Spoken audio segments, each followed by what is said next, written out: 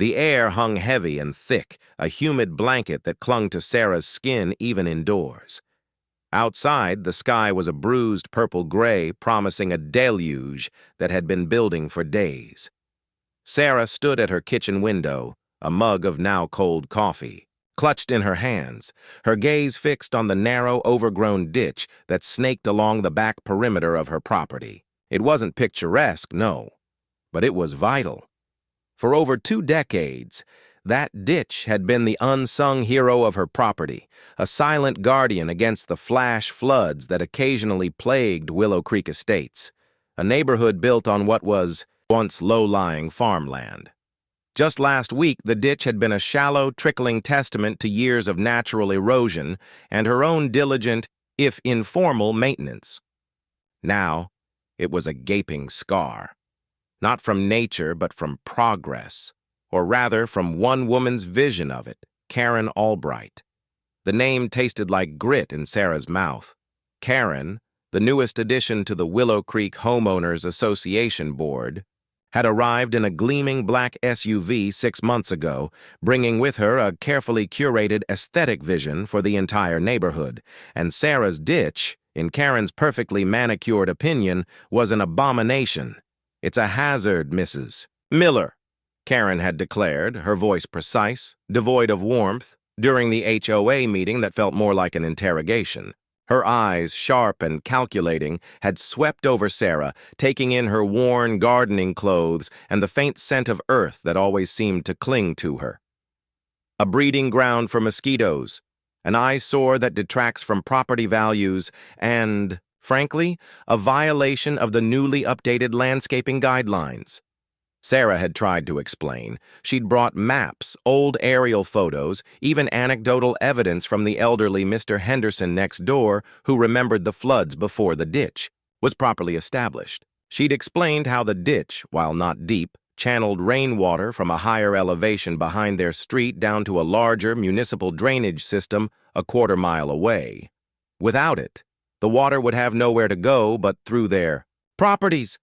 "It's not just for my yard, Karen," Sarah had pleaded, trying to appeal to reason.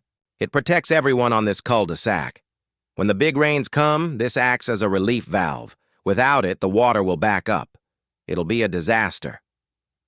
Karen had merely smiled, a thin, patronizing curve of her lips. "Nonsense, Mrs. Miller. The county's storm drains are perfectly adequate. This trench of yours is simply unsightly. We're modernizing Willow Creek, improving its curb appeal. The board has voted." The vote had been swift, unanimous, and entirely predictable. Karen had spent weeks schmoozing, baking cookies, and making promises of manicured perfection to the other board members, most of whom were too busy with their own lives to delve into the intricacies of residential hydrology. Sarah was outvoted, overruled, and dismissed. The following Monday, a crew had arrived. Not the kind that dug ditches, but the kind that filled them. They'd worked quickly, efficiently, under Karen's watchful eye. She'd even brought them coffee and donuts. Standing by the newly installed HOA-approved landscaping sign, as if overseeing a masterpiece, Sarah had watched from her window, a knot of dread tightening in her stomach with every shovel of dirt, every rumble of the compacting machine. The ditch was gone, replaced by a smooth, gently sloping expanse of fresh topsoil awaiting the sod. Karen had meticulously chosen. Now, with the sky darkening and the air pressure dropping, that fresh topsoil looked less like a canvas and more like a dam. The weather reports had been growing increasingly dire. A stalled tropical depression, unusual for this time of year, was expected to dump unprecedented amounts of rain over the next 48 hours. "Historic rainfall," the meteorologist had warned, her voice grave. Sarah's phone buzzed. It was her son, Mark. "Mom, are you seeing this forecast? That ditch? Are they really leaving it filled in?" "They did, honey," Sarah replied, her voice tight with suppressed panic. "Karen wouldn't listen. The whole board sided with her." "That's insane. You told them what would happen, right?" "Of course I did. I showed them everything. But Karen has this way about her, this polished conviction that makes everyone else feel like they're being dramatic. Sarah sighed, running a hand through her graying hair. I just hope I'm wrong. I hope it's not as bad as I think. But deep down, Sarah knew she wasn't wrong. She'd seen this dance before, albeit on a smaller scale. Water, like truth, always found its way. The first drops began just after sunset. Big, fat, isolated splashes that pockmarked the dusty pavement.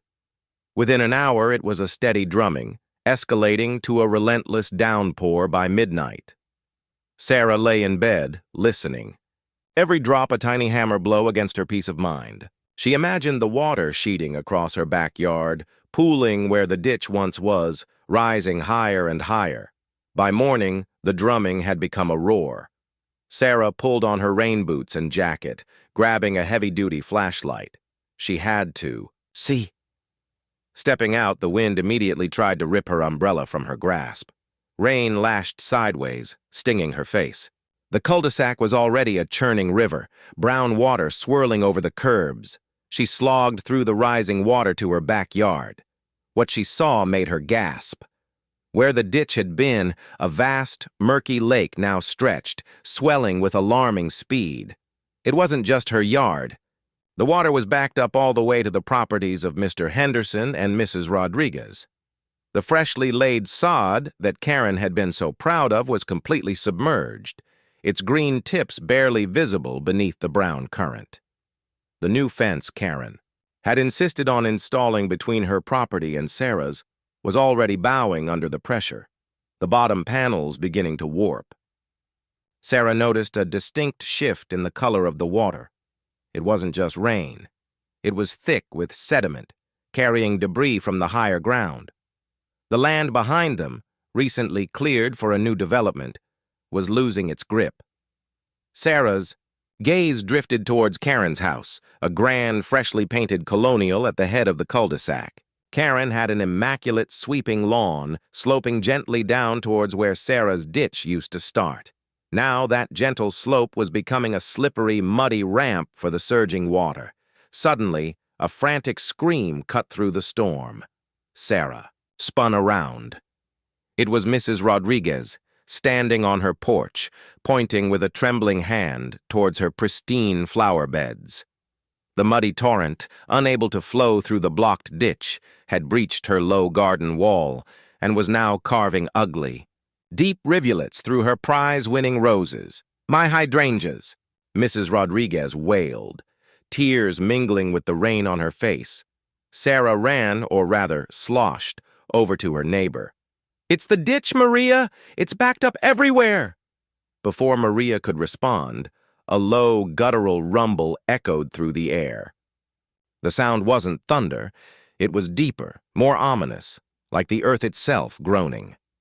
Sarah and Maria watched, horrified, as a section of the newly cleared land behind Karen's property, precisely where the ditch would have begun its descent, simply gave way.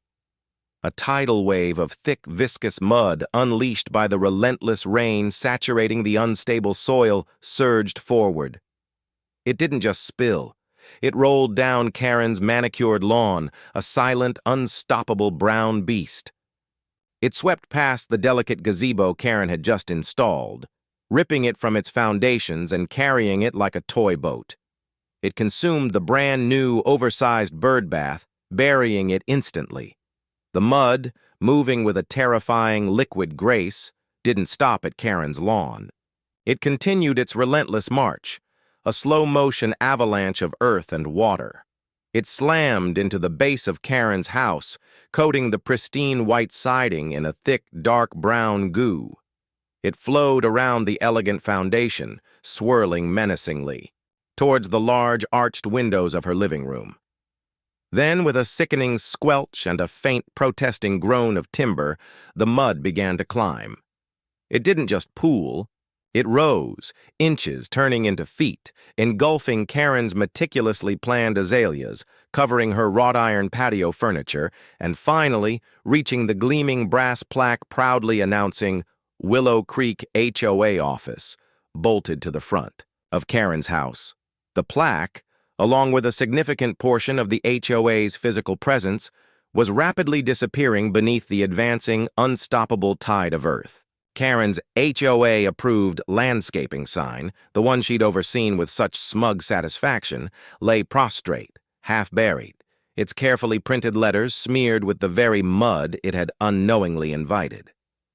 Sarah watched, frozen, the rain, plastering her hair to her face, a grim, awful satisfaction battling with the sheer horror of the unfolding catastrophe. She had warned them. She had begged them. And now the earth had delivered its own undeniable verdict. The HOA, or at least its most vocal representative, was getting a taste of what happened when you dared to dictate nature. The roar of the rain had morphed into a new, more terrifying symphony, the relentless gurgle and slosh of the mud as it consumed Karen's meticulously curated world. Sarah, soaked to the bone and shivering, felt a strange cocktail of vindication and genuine alarm. Mrs. Rodriguez, next to her, had stopped wailing and was now staring, mouth agape, at the surreal landscape before them. Karen's HOA-approved landscaping sign was a pathetic marker, half swallowed by the brown tide, its message rendered moot by nature's brutal, unfiltered truth. From a distance, a piercing shriek cut through the storm. It was Karen. Her front door, a grand paneled affair, had burst open, revealing a figure in expensive-looking pajamas. Her hair in disarray, her face a mask of disbelief and horror. She took one step onto her porch, her eyes darting from the encroaching mud to the sinking gazebo, to the bird bath that was now nothing more than a brown mound. "What is this?" Karen screamed, her voice hoarse, entirely lacking its usual polished cadence. "My lawn! My peonies!" She scrambled back, clutching the doorframe as if the mud itself was a sentient monster trying to drag her into its depths. Mr. Henderson, cane in hand, slowly emerged from his own front door, his face a mixture of grave concern and a faint, almost imperceptible, "I told you so" grimness. He didn't say anything, just shook his head, his gaze sweeping over the disaster. Other neighbors, drawn by the commotion and the sheer scale of the flooding, began to appear at their windows and doorways, a stunned tableau of faces reflecting various degrees of shock, fear, and a dawning understanding. Sarah waded through, the deepening water towards Karen's property, ignoring Maria's soft, "Sarah, be careful." She needed Karen to see it, to understand what she had wrought. "Karen!" Sarah yelled, her voice straining against the wind and rain. "This is what happens when you ignore the natural drainage. This is the ditch's revenge." Karen finally seemed to register Sarah's presence. Her eyes narrowed, the horror briefly replaced by her familiar icy disdain, even as mud lapped at her porch steps. "This is your fault, Mrs. Miller, you and your unkempt property. This mess is because of your negligence, attracting vermin and causing drainage issues." Sarah stopped dead, a gasp escaping her lips. Her fault? After all her warnings, all her pleas? The audacity was breathtaking. "My negligence?" Sarah scoffed, a bitter laugh bubbling up. "I warned you, Karen. I told you exactly what would happen if you filled that ditch. I brought maps. I explained the flow. I practically drew you a diagram." "Ridiculous." Karen's voice was shrill, teetering on the edge of hysteria. "The HOA voted. This was an approved beautification project. The county engineers signed off on it." "The county engineers signed off on your interpretation of the plan, Karen. They didn't know you were filling in a vital flood control measure that had been there for decades," Sarah countered, pointing a trembling finger at the still sliding mud. "Look around you. Mrs. Rodriguez's garden is ruined. Mr. Henderson's basement will be flooded, and your entire house is about to become a mud pit, all because you valued aesthetics over safety, over common sense." Just then, a sickening crunch echoed from the side of Karen's house. A section of the freshly painted siding, undermined by the relentless mud flow, buckled inward, releasing a fresh cascade of brown sludge into what Sarah presumed was Karen's immaculate dining room. Karen let out another terrified shriek, retreating further into her house, slamming the door shut with a defiant yet futile thud. The other neighbors, who had been silently observing the exchange, began to stir. Mr. Henderson slowly made his way towards Sarah, his expression grim. "She won't. Listen, Sarah, she never does. But we heard you. We all heard your warnings." His gaze softened. "What do we do now?" Maria Rodriguez joined them, her face streaked with tears and mud. "My hydrangeas? They were a gift from my late husband." Her voice broke. "The water is coming into my garage, Sarah. It's almost waist-deep in the backyard." The scale of the disaster was quickly becoming apparent. This wasn't just Karen's problem, it was everyone's problem on the cul-de-sac. The water, unimpeded, was now spreading laterally, seeking the path of least resistance. Houses further down the street, those without the immediate buffer of Sarah's property and the now extinct ditch, were beginning to experience significant backflow. Sarah pulled out her phone, the screen already damp and smudged. "I'm calling emergency services," she declared, her voice firm, taking charge instinctively. "This isn't just flooding now. It's a mudslide. There's a structural integrity issue with the land behind us, and that mud is a real danger." She placed the call, her words clipped and urgent as she described the situation to the dispatcher. The response was not immediate relief. "Ma'am, we're completely overwhelmed. We have multiple flash flood warnings across the county and dozens of mudslide reports. We'll dispatch a crew as soon as possible, but we're prioritizing life-threatening situations." Sarah hung up, her shoulders slumping. "They're stretched thin. We're on our own for now." She looked at the growing lake behind her house, then back at the relentless mud flow still cascading down Karen's yard. "We need to try and divert this water somehow, even if it's just temporarily." "How?" Maria asked, her voice laced with despair. "We don't have anything to dig with, and the ground is saturated." "We use what we have," Sarah said, her eyes scanning the debris-filled water. "Anything to create a barrier, even a small one, to slow the flow, to give the municipal drains a chance to catch up." She spotted a stack of old, unused landscaping timbers near her shed, partially submerged. "Mr. Henderson, can you help?" "Me get those timbers?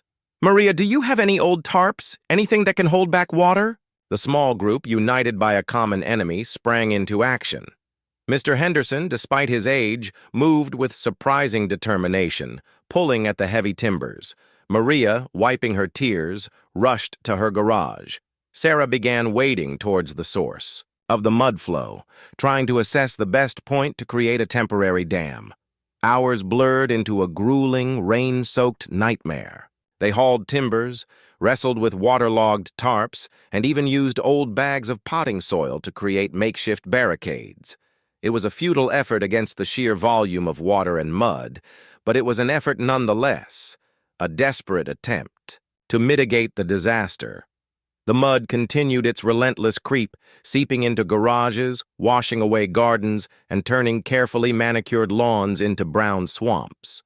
The HOA board, other than Karen, who remained barricaded inside her rapidly decaying house, was conspicuously absent. Sarah tried calling the president, Mr. Davies, but his phone went straight to voicemail. Clearly, the approved beautification project was no longer a priority for them. By early afternoon, the rain finally began to ease, though a heavy drizzle persisted. The immediate surge of the mudslide had slowed, but the damage was done. Karen's house was a wreck. The entire front facade was plastered with mud, and through the shattered living room window, Sarah could see a thick, brown layer covering her expensive Persian rug and antique furniture. The Willow Creek HOA office plaque was now completely buried, only the top edge of its brass glinting faintly from beneath the muck. Maria's garden was obliterated, her garage floor a shallow pool of muddy water. Mr. Henderson's concerns about his basement were confirmed when he emerged. dripping and defeated, to report several feet of standing water. A lone fire truck, its siren a mournful wail, finally arrived, navigating the debris-strewn cul-de-sac with difficulty. Two weary firefighters emerged, their faces grim as they surveyed the scene. "Looks like you folks got hit hard," one of them said, his voice flat. He took in the mud-caked houses, the submerged yards, and the still swelling lake where Sarah's ditch used to be. "Anyone injured? Anyone trapped?" Sarah stepped forward, her teeth chattering from the cold and exhaustion. "No injuries, thank goodness. But the mudslide came from that cleared land behind Mrs. Albright's house." She gestured towards Karen's mud-encased property. "She's the head of the HOA. She had the main drainage ditch filled in last week, against all warnings." The firefighter's eyes widened as he followed her gaze to Karen's house, then to the now visible HOA-approved landscaping sign, a cruel joke in the face of the devastation. His partner let out a low whistle. "Filled in a drainage ditch? In a floodplain? That's a new one." Just then, Karen's front door slowly creaked open. She emerged cautiously, now dressed in a spotless, expensive raincoat, clutching a designer handbag to her chest as if it were a life raft. Her face was pale, her eyes wide with a fragile mix of fear and indignation. She saw the firefighters, then Sarah, then the ruined cul-de-sac. "Officer, thank goodness you're here!" Karen exclaimed, rushing forward, her voice regaining a hint of its former authority, despite her trembling hands. "This is an absolute disaster. My property has been completely destroyed. I demand you investigate this immediately. It's a failure of the county's storm management system, and frankly, Mrs. Miller here was entirely uncooperative about her property's appearance leading up to this." The firefighter, a man clearly accustomed to dealing with desperate and irrational people in crisis, simply stared at her, then exchanged a look with his partner. His gaze dropped to the half-buried HOA sign, then back to Karen's pristine raincoat, then to the thick layer of mud coating her house reaching up to the Seco. The silence that followed the firefighter's blunt assessment was deafening, broken only by the persistent drip of rain and the distant mournful wail of another siren. Karen Albright, her designer handbag now a muddy, forgotten lump, stood frozen. The color had not returned to her face. Her eyes, usually so sharp and confident, were wide and unfocused, darting between the stern firefighter, the weary Sarah, and the vast brown expanse that had once been her perfect lawn. The HOA-approved landscaping sign, now barely visible, seemed to mock her with its half-buried promise. The second firefighter, who had been methodically scanning the damage with a practiced eye, approached. "Ma'am," he said, his voice softer, but no less firm. "We need to clear this area. Your home is compromised. The foundation is likely undermined, and there's a significant risk of further collapse. We're going to have to cordon off your property." "You can't stay here tonight." Karen barely seemed to register his words. "Compromised?" she whispered, her voice a reedy, thin sound, a ghost of her former authority. "But this is my home. The HOA office." She trailed off, gesturing vaguely towards the mud-swallowed plaque. "The HOA office is currently uninhabitable, Mrs. Albright," Sarah cut in, her voice devoid of triumph, yet firm. "Like the rest of your house. And it's not just your property. Mr. Henderson's basement is flooded, Maria's entire garden is gone, and the water is still backing up into several other homes. On the cul-de-sac." Karen finally turned to Sarah, a flicker of her old fire in her eyes, mixed with a desperate, cornered animal look. "This is still your fault, you know. If you had just maintained your property properly, if you hadn't left that eyesore of a ditch..." The first firefighter stepped between them, his presence a calm, authoritative barrier. "Let's be clear, ma'am. Our preliminary assessment points directly to the blockage of that drainage ditch as the primary cause of this mudslide and the exacerbated flooding. We'll be filing a full report with the county and local code enforcement. They'll be doing a more in-depth investigation. He paused, his gaze hardening slightly. And I suggest you cooperate fully. Attempts to deflect blame or impede their investigation could lead to more serious legal consequences. The words hung in the air, heavy and irrefutable. Code violation. Legal consequences. Karen stumbled back, her hand flying to her mouth. The meticulously constructed facade of control and superiority she had worn for years was crumbling. Peace. By agonizing peace, under the weight of the mud and the firefighters' calm, damning statements. A small crowd of neighbors had gathered, their faces grim. They watched Karen, not with anger or schadenfreude, but with a quiet, collective understanding of the gravity of the situation. They knew Sarah had warned them. They had seen Karen's dismissive arrogance. Now, they were all paying the price. Mr. Henderson stepped forward, his voice raspy. We've got families, homes, damages that'll run into the tens of thousands. We all heard Mrs. Miller warn you, Karen. Repeatedly. Maria, her face still streaked with tears, added softly.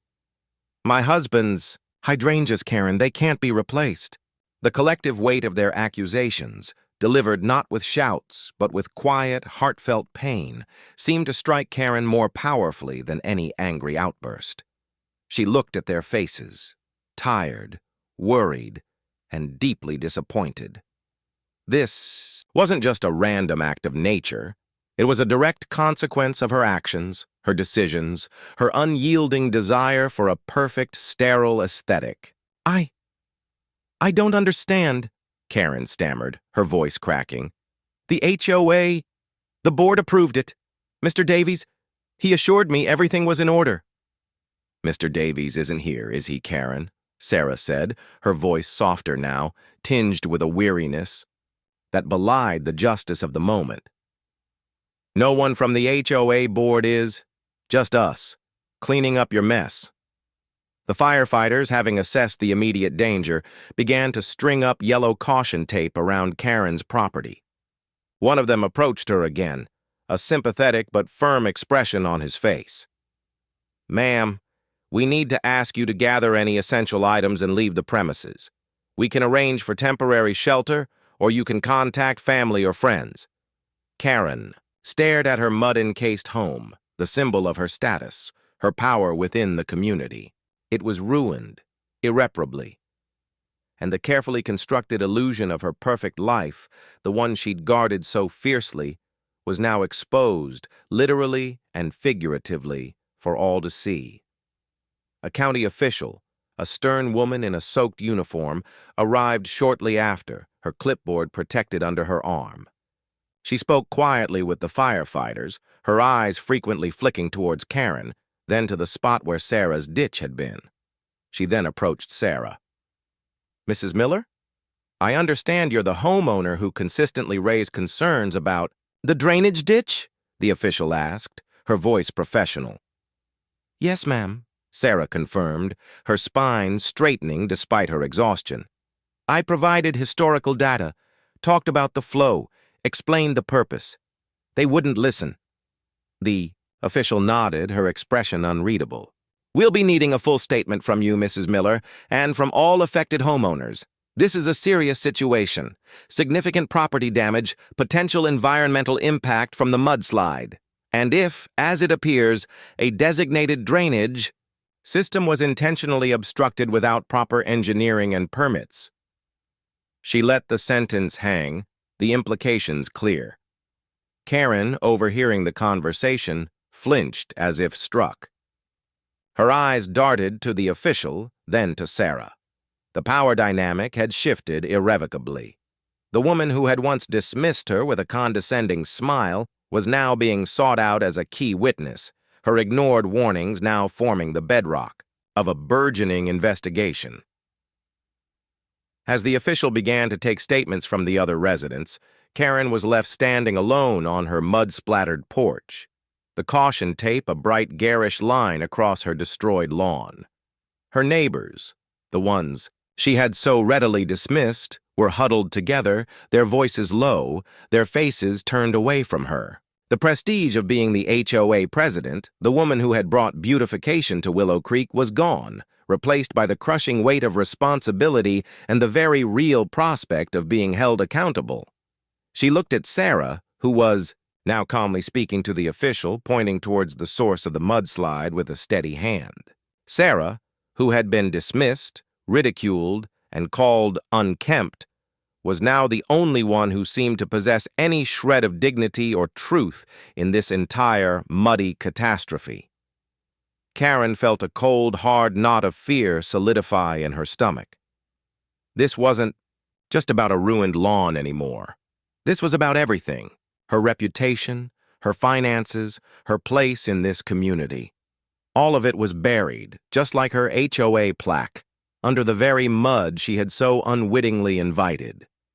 She looked down at her bare feet, sinking slightly into the cold, viscous muck on her porch, her pristine raincoat, her expensive handbag, her entire curated existence. None of it could save her from the truth that had finally dramatically surfaced. The rain finally ceased, leaving behind a sky of bruised, clearing clouds and an air heavy with the scent of wet earth and shattered dreams. The cul-de-sac, once a picture of suburban order, was now a tableau of devastation. A grim, organized chaos had descended. County vehicles, their lights flashing, now dotted the street. Emergency crews in bright vests moved with practiced efficiency, directing traffic, assessing utility damage, and beginning the arduous task of mapping the extent of the mudslide. For Karen Albright, the world had shrunk to the cold, hard reality of the mud at her feet and the yellow caution tape that now encircled her entire property like a final damning embrace. She watched, numb, as a team of engineers, their faces serious, began to take core samples from her ruined lawn, marking points with small orange flags. Their muttered conversations, laced with terms like soil liquefaction, slope instability, and critical drainage pathway, were just a low hum against the frantic pounding in her ears. A tow truck had arrived, its large winch a stark contrast to the delicate landscaping it was meant to navigate. Its target, Karen's brand-new, fully loaded SUV, now partially submerged in the muddy lake that had been her driveway. The sight of the massive tires churning through the muck, the heavy chain being attached to her vehicle, felt like another personal assault. The county official, Ms. Davies, no relation to the absent HOA president, approached Karen, her expression still neutral, but her eyes held a glint of professional resolve. "Mrs. Albright, we've completed our preliminary on-site report. Given the extensive property damage, the clear evidence of an obstructed drainage system, and the testimony from multiple residents, we're initiating a full investigation into potential code violations and negligent actions." Karen finally found her voice, a strained, thin rasp. "Negligent? But the HOA approved it. Mr. Davies, the president, he said—" "Mr. Davies is one individual on a board, Mrs. Albright," Ms. Davies interrupted, her voice unyielding. "Ultimate responsibility for ensuring compliance with all county regulations, particularly when undertaking significant landscape alterations, rests with the property owner. And as an HOA board member and the primary proponent of this beautification project, your personal liability is considerable. We've also noted that the newly cleared land directly behind your property, which contributed significantly to the mudslide, was part of a development proposal you publicly supported at the last county planning meeting, advocating for its rapid approval. The implication hit Karen with the force of a physical blow. She had championed the clearing of that land, viewing it as another step towards modernizing the neighborhood, improving views, and boosting property values. She hadn't connected it to the ditch, not really. She'd focused on the aesthetic, the financial upside. Now the unstable, denuded hillside was literally collapsing onto her. The irony was a bitter, metallic taste in her mouth. "We'll need all documentation pertaining to the HOA board's decision regarding the ditch," Ms. Davies continued. "Minutes from meetings, communications with contractors, any permits sought or denied. Karen's mind raced. The minutes from that particular meeting had been vague at her insistence. They simply stated, approved landscaping improvements to common areas and residential perimeters. There was no explicit mention of filling in a crucial drainage ditch. She had deliberately kept it ambiguous, confident in her ability to smooth over any minor details. Now that ambiguity was a gaping wound. Also, Ms. Davies added, we'll be issuing a stop work order on the property immediately behind you, pending a full geotechnical survey. The developer will be facing significant fines and potential criminal charges if their clearing contributed to this disaster. Karen swallowed hard. She had cultivated a close relationship with that developer, even subtly hinting at a future role in marketing the new phase. That bridge was now burned, engulfed in mud, along with everything else. Meanwhile, Sarah was being led away by another official, her voice steady as she recounted her warnings, her attempts to educate the HOA, the historical context of the ditch. Mr. Henderson and Maria Rodriguez stood nearby, their own statements echoing Sarah's, painting a damning picture of a community ignored by its leadership. A flicker of movement caught Karen's eye. A news van, complete with a satellite dish, was slowly making its way up the cul-de-sac, its bright lights cutting through the twilight.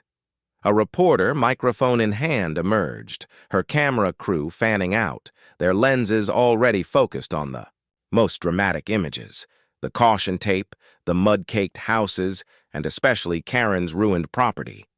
We're live from Willow Creek Estates, the reporter began, her voice somber, where an unprecedented mudslide and flash flooding event has devastated this quiet suburban community. Preliminary reports indicate the disaster may have been exacerbated, or even directly caused, by the controversial decision of the local homeowners association to fill in a vital drainage ditch. Karen felt a cold dread spread through her.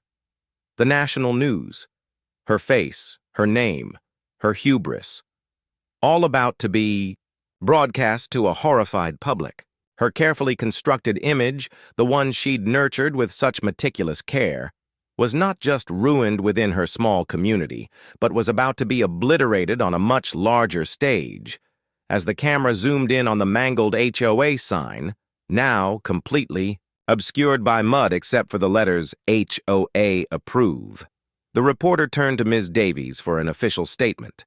Ms. Davies, ever professional, gave a concise summary of the county's findings, carefully avoiding direct blame but leaving little doubt about the cause. She then gestured towards Sarah, who was now being approached by the reporter.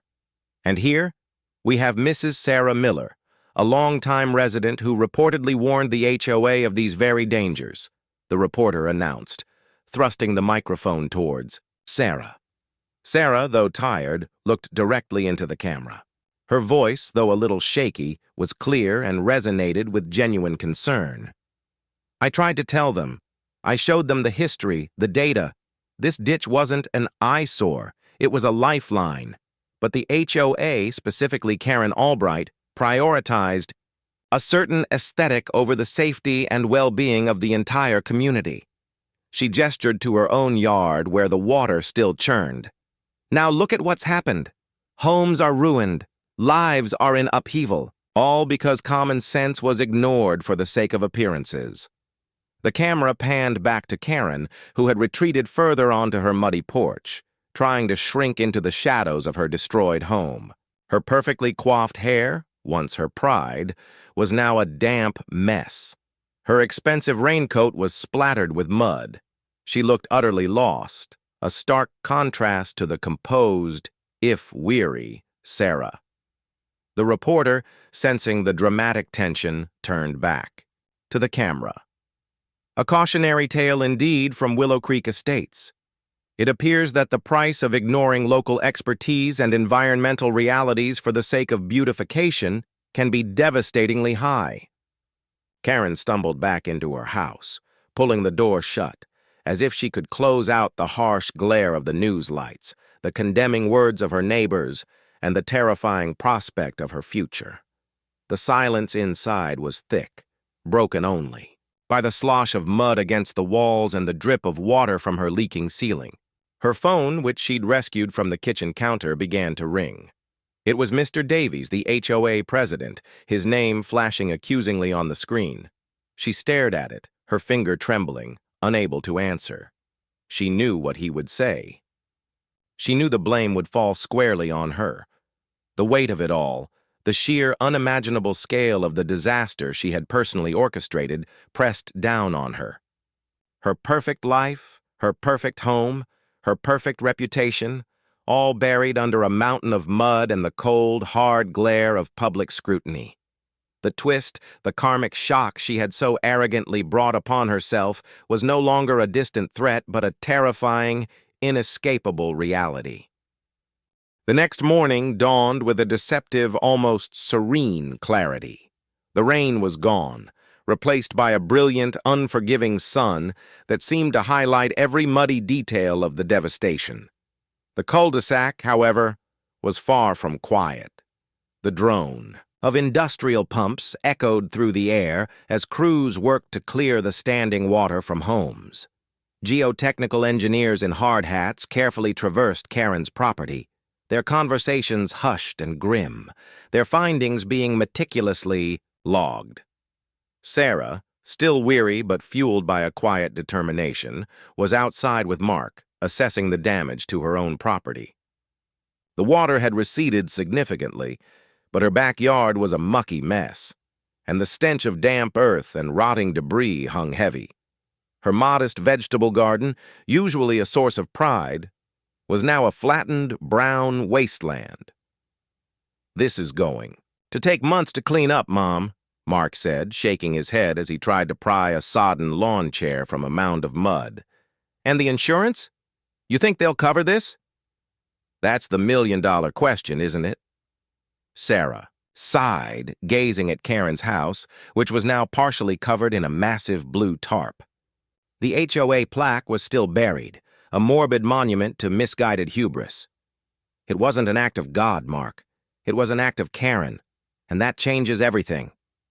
Just then, a sleek black car, far too expensive for the current state of the cul-de-sac, pulled up. Two figures emerged, a man in a sharply tailored suit, his face a mask of strained professionalism, and another woman, equally well-dressed, clutching a slim briefcase. It was Mr. Davies, the HOA president, and a legal representative, no doubt. Their eyes swept over the destruction, their expressions shifting from feigned sympathy to thinly veiled panic as they approached Sarah's property. "Mrs. Miller," Mr. Davies began, his voice surprisingly subdued, lacking its usual booming confidence. He looked pale, his face etched with sleepless nights. "Terrible business, absolutely terrible. Our deepest sympathies for your losses." Sarah simply raised an eyebrow, crossing her arms. "Sympathies, Mr. Davies? You mean liabilities?" The lawyer, a woman named Ms. Chen, stepped forward. "Mrs. Miller, we represent the Willow Creek Homeowners Association. We're here to discuss the unfortunate events of the past few days. We understand you have some concerns regarding the prior drainage system." Her tone was formal, guarded. "Concerns?" Sarah let out a short, mirthless laugh. "I warned you repeatedly. I presented evidence. I pleaded with you not to fill that ditch. But the board, under Ms. Albright's guidance, chose to ignore me. Now, look around. Is this the beautification project you approved?" She gestured to the decimated neighborhood. Mr. Davies winced. "We understand your frustration. Mrs. Miller, however, the board acted in good faith based on Ms. Albright's assurances and what we believe to be a county-approved plan." "A plan that Ms. Albright deliberately kept vague in the meeting minutes, if I recall correctly," Sarah countered, her voice gaining strength. "There was no explicit mention of filling a vital drainage ditch, just landscaping improvements. You were willfully ignorant, Mr. Davies, and now we're all paying the price for that ignorance." Ms. Chen cleared her throat. "Mrs. Miller, the HOA is a non-profit entity. While we are assessing the scope of the damages and our legal obligations, our resources are finite. Finite? Mark interjected, stepping forward, his patience wearing thin. My mom's property, Mr. Henderson's basement, Maria's entire garden. All because your HOA president decided she knew better than everyone else. This isn't just unfortunate events. This is negligence. Plain and simple. We are certainly not denying the severity of the situation, Ms. Chen said, her voice remaining carefully modulated. However, our initial legal review suggests that the primary liability may fall more directly on the individual who spearheaded the action and potentially the developer of the land directly behind Mrs. Albright's property, whose recent clearing likely contributed to the mudslide. Sarah's eyes locked onto Mr. Davies. You're throwing Karen under the bus, then? Mr. Davies swallowed hard, avoiding her gaze. Mrs. Albright's actions and her representations to the board are currently under review. She assured us she had all necessary approvals. She lied, Sarah stated plainly. Or at best, she was dangerously negligent in her due diligence. Ms. Chen stepped in smoothly. The county's investigation is ongoing, as is our own internal review. We are advising all affected homeowners to document all damages thoroughly and to file claims with their individual insurance providers. The HOA will, of course, cooperate with all investigations. Cooperate? Sarah scoffed. You mean you'll wait for the county to assign blame, then point fingers? Meanwhile, we're left to pick up the pieces. Just then, a police cruiser, its presence still a jarring sight in the quiet neighborhood, pulled up in front of Karen's house. Two officers emerged, followed by Ms. Davies, the county official from the previous day. They walked directly to Karen's mud-splattered front, ducked her, and knocked firmly. Mr. Davies and Ms. Chen stiffened, their carefully composed expressions faltering. They exchanged a quick, worried glance. The door opened, revealing Karen. She was still in her raincoat, but it was now rumpled, and her face was even paler than before, her eyes hollow. She looked less like the formidable HOA president and more like a ghost. Ms. Davies stepped forward, her voice audible even from Sarah's yard. Mrs. Albright, we have a warrant for your arrest. A collective gasp went through the small group of onlookers, including Mr. Davies and Ms. Chen. Arrest? Karen whispered, her voice barely a breath. For what? For reckless endangerment, criminal negligence, and multiple serious code violations related to the obstruction of a public drainage system and the subsequent mudslide and property damage, Ms. Davies recited, her voice devoid of emotion. The county's preliminary geotechnical report confirms that the filling of the ditch, combined with the unstable recently cleared land, directly caused the mudslide and significantly exacerbated the flooding.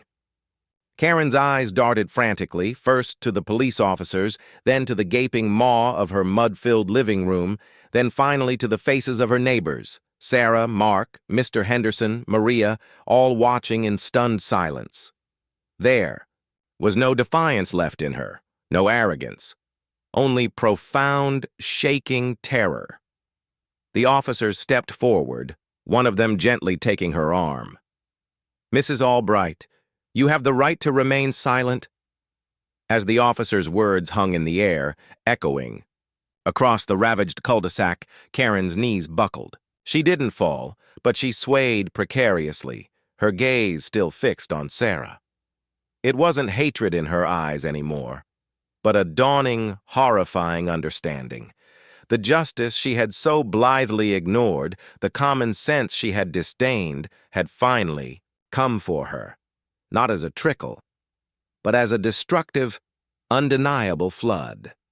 She was led away, her raincoat a pathetic, mud-stained shadow of its former self, leaving behind only the wreckage of her ambition and the stunned silence of a neighborhood. Forever changed,